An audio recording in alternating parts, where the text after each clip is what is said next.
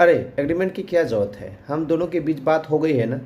ये सुना है कभी या खुद बोला है? ये एक छोटी सी गलती आगे जाके बहुत बड़ी मुसीबत बन सकती है। आज समझेंगे कि verbal rent agreement legally valid है या नहीं, और अगर है तो काम क्यों नहीं आता कोर्ट में। सीधा जवाब पहले। हाँ, verbal rent agreement legally valid है।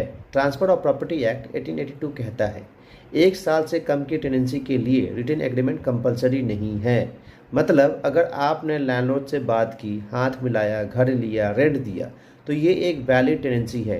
कानून के नज़र में आप टेनेंट है, आपका राइट्स है। तो फिर प्रॉब्लम क्या है?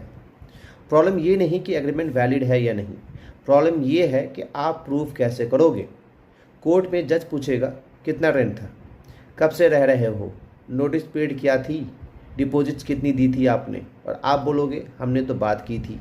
और दूसरा साइड कुछ और बोलेगा। जज के पास कोई डॉक्यूमेंट नहीं होगा, कोई सिग्नेचर्स नहीं होंगे, कोई स्टैम्प्स पेपर पे कुछ लिखे हुए नहीं मिलेंगे, और तब वर्बल एग्रीमेंट कमज़ोर पड़ जाता है।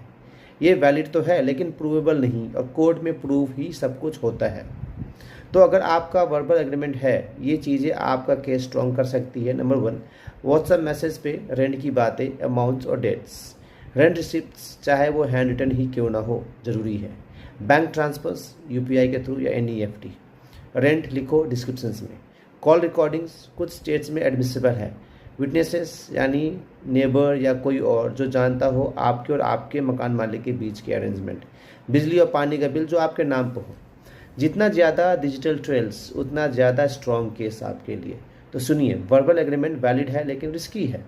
अगर कल लैंडलॉर्ड बोले मैंने कब कहा ये अमाउंट था, मैंने कब कहा 2 महीने नोटिस देने होंगे, आप क्या करोगे? एक सिंपल रिटन एग्रीमेंट चाहे नोटराइज ना हो, दोनों पार्टीज़ के साइन के साथ आपकी बहुत बड़ी प्रोटेक्शंस है। Rents, deposits, notice period, duration, सब कुछ लिखित में, एक बार में, हमेशा के लिए सेफ। यानी घर लेने से पहले 5 मिनट का काम बाद में 5 साल की लड़ाई से बचाता है मेरे दोस्त। तो ये ज़रूर याद रखिए कि वर्बल एग्रीमेंट लीगली वैलिड है लेकिन कोर्ट में प्रूव करना थोड़ा मुश्किल है, इसलिए रिटन एग्रीमेंट हमेशा होनी चाहिए। चाहे लैंडलॉर्ड माने या ना माने, अपनी प्रोटेक्शंस आपको खुद करनी है। ये वीडियो आप सेव करें और उस दोस्त को शेयर करें जो अभी बिना एग्रीमेंट के किसी के घर में रह रहे हैं। इस चैनल को सब्सक्राइब करें और तब तक के लिए लिखा हुआ आप रेंट एग्रीमेंट रखें, सेफ रहें और डरे नहीं, क्योंकि कानून आपके साथ हमेशा है।